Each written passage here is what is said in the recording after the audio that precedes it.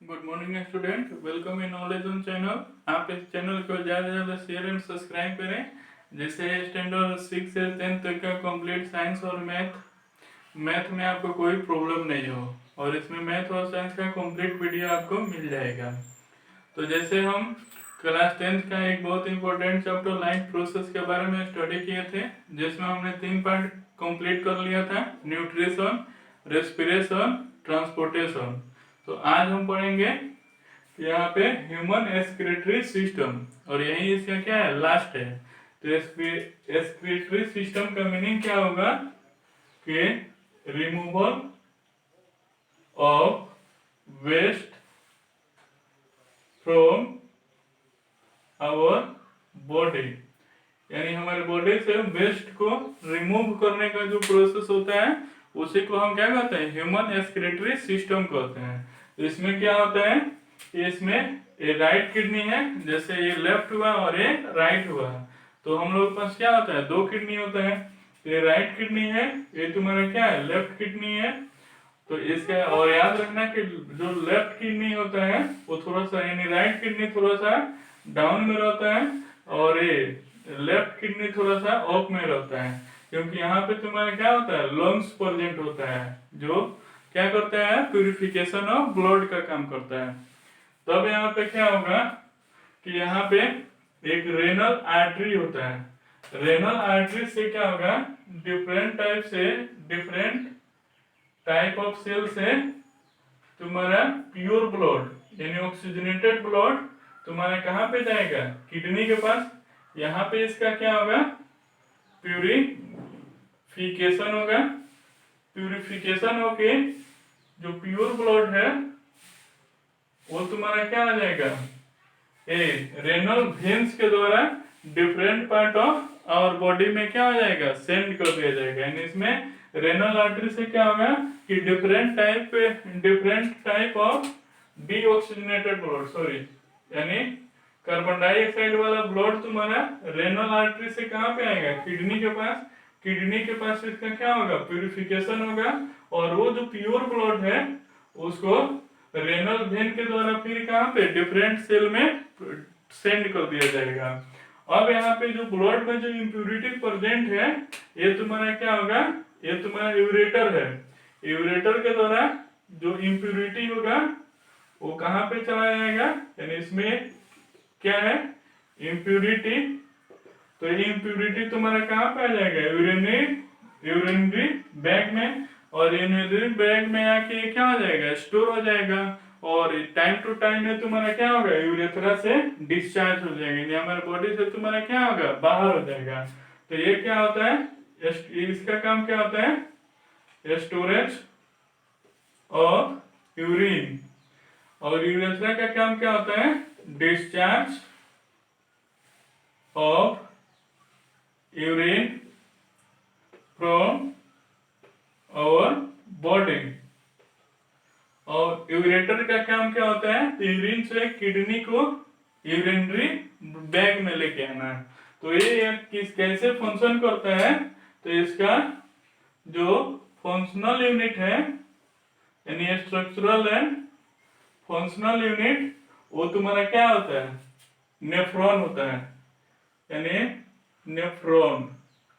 यानी इसका structural and functional unit क्या होता है, नेफ्रॉन होता है। और याद रखना कि ये किडनी में कम से कम 1.2 मिलियन नेफ्रॉन प्रेजेंट होगा। यानी ये किडनी में तुम्हारा क्या होता है, करीब 1.2 मिलियन नेफ्रॉन प्रेजेंट होता है। तो ये नेफ्रॉन कैसे फंक्शन करता है, तो नेफ्रॉन का कुछ स्ट्रक्चर ऐसे रहता है, यानी ये वाला जो पार्ट होता है उसको बोमेन्स कैप्सूल कहते हैं, ये वाला जो पार्ट होता है उसको प्रोक्सिमल कर्बुलेटेड ट्यूब्यूल कहते हैं, ये वाला जो पार्ट होता है उसको डिस्टल कर्बुलेटेड ट्यूब्यूल कहते हैं, और ये मेन डक्ट होता है और इसको हेनली लूप कहते हैं। तो सबका फंक्शन क्या होता है, तो जो यहाँ पे बोमेन्स कैप्सूल है वहां पे क्या होता है, डिफरेंट पार्ट से तुम्हारा कार्बन डाइऑक्साइड वाला ब्लड यानी प्योर ब्लड तुम्हारा क्या होता है, डिफरेंट सेल से नेफ्रॉन यानी बोमेन्स कैप्सूल के पास आता है। बोमेन्स कैप्सूल क्या कर देता है कि इसको प्यूरिफाई करता है, और प्यूरिफाई करके याद रखना कि ये थिक होता है और ये थीन होता है, यानी ये तुम्हारा क्या होता है, थीन होगा। तो जब थीन रहेगा तो यहाँ पे क्या होगा, हाई प्रेशर होगा, और यहाँ पे क्या होगा, लो प्रेशर होगा, यानी लो प्रेशर होगा।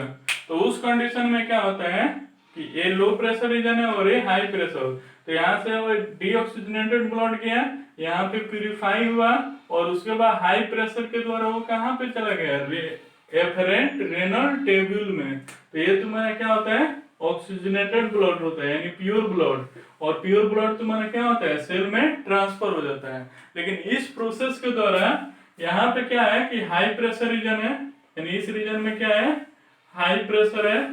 अब हाई प्रेशर के कारण क्या होता है कि कुछ इसमें का जो न्यूट्रिएंट है, यानी कुछ इसमें का ब्लड जो है वो क्या होता है, इसमें ट्रांसफर हो जाता है, और यहाँ पे क्या रहता है, सिलिया, यानी यहाँ पे क्या रहता है, सिलिया, जो कुछ ऐसे फंक्शन पे काम करता है, यानी ब्लड को कुछ ऐसे ऐसे लेके जाता है। तो यहाँ पे सिलिया होता है, जिससे कुछ हाई प्रेशर के कारण ये जो प्योर ब्लड था वो तुम्हारा क्या हो गया, यानी इम्प्योर ब्लड था वो कुछ अंदर चला जाएगा।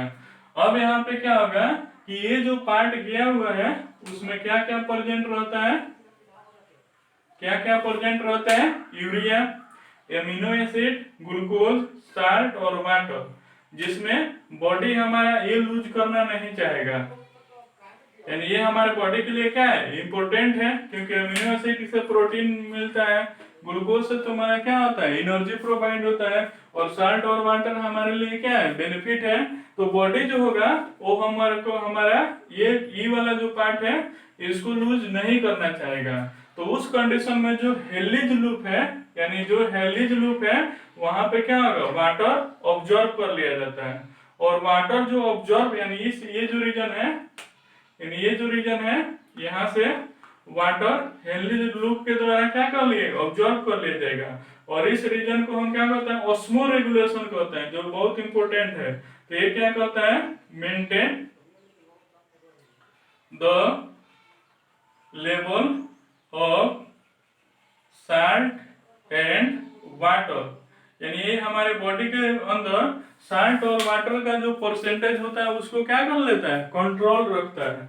और उसके बाद तो ये आ गया, और एमिनो एसिड और ग्लूकोज जो होता है उसका कैसे होता है, तो इसमें क्या होता है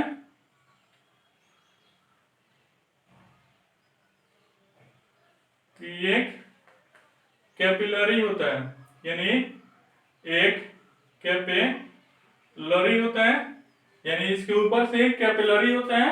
इस कैपिलरी का क्या काम होता है, observe amino acid and glucose, यानी इस कैपिलरी का काम क्या होता है कि एमिनो एसिड और ग्लूकोज को क्या कर लेना, ऑब्जर्व कर लेना।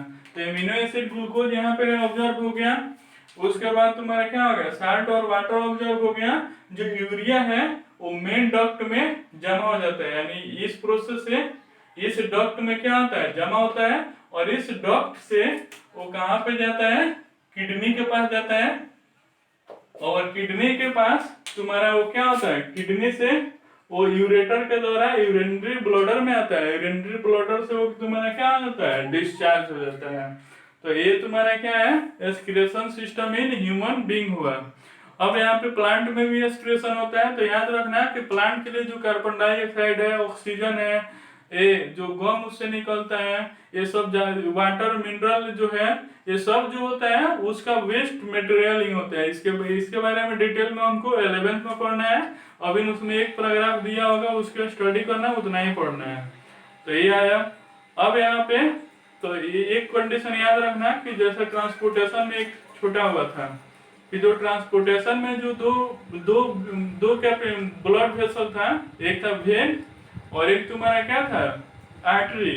तो याद रखना जो आर्टरी क्या आता था, प्योर ब्लड को ले जाता था, और वेन किसको ले जाता था, इम्प्योर ब्लड को। तो जो आर्टरी का जो वाल होता है वो थीन होता है, और वेन का जो वाल होता है वो तुम्हारा क्या होता है, थिक होता है।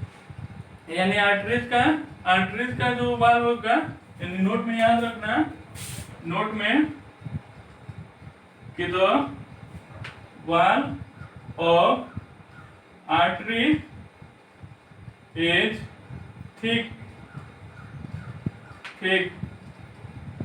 Then wall of veins. यानी जो थिक होता है इसका रीजन क्या होता है कि जो आर्टरी में होता है वो तुम्हारा क्या होता है, प्योर ब्लड होता है, और वहां पे क्या होता है, हाई प्रेशर वाला रीजन होता है। तो हाई प्रेशर के कारण वो फट नहीं जाए, इसलिए आप याद रखना कि आर्टरी में प्रेशर क्या होता है, हाई होता है, इसलिए वाल इसका थिक होता है। लेकिन वेन में प्रेशर क्या होता है, लो होता है, इसीलिए इसका वाल तुम्हारा क्या होता है, थिन होता है। और उसके बाद याद रखना कि जो ट्रांसपोर्टेशन सिस्टम इन प्लांट है वो तुम्हारा क्या होता है, स्लो होता है। इसका रीजन क्या है कि प्लांट का ऑलमोस्ट जो सेल है वो तुम्हारा डेड होता है, यानी लिविंग सेल नहीं होता है। तो उसके कारण और प्लांट जो होता है मूवमेंट नहीं करता है, यानी एक जगह से दूसरी जगह नहीं जाता है, इसलिए इसका में जो ट्रांसपोर्टेशन सिस्टम होता है वो तुम्हारा क्या होता है, स्लो होता है। ऐसा क्वेश्चन आया हुआ था कि why the wall of artery is thick than wall of vein. तो क्या होगा, आर्टरी में हाई प्रेशर है और वेन में क्या है, लो प्रेशर है, इसीलिए आर्टरी का वाल थिक होता है वेन के रिस्पेक्ट में। और transportation system in plant slow होता है, तो प्लांट के पास मूवमेंट नहीं होता है, और उसके ऑलमोस्ट ऑल पार्ट तुम्हारा क्या होता है, डेड सेल से बना होता है, इसलिए उसमें ट्रांसपोर्टेशन क्या होता है, स्लो होता है। तो आज के क्लास में ये जो लाइफ प्रोसेस है वो फिनिश हुआ। अब इसको किसी भी साइड बुक से एक बार सेल्फ स्टडी करना। इसमें अगर किसी भी टॉपिक में प्रॉब्लम आए तो उसको कमेंट बॉक्स में या व्हाट्सएप पे सेंड कर देना, उसको नेक्स्ट वीडियो में, या अगर उसको सॉल्व करने यानी उस प्रॉब्लम को समझाने लायक होगा तो उसी कमेंट बॉक्स में रिप्लाई देके हम समझा देंगे। थैंक्स।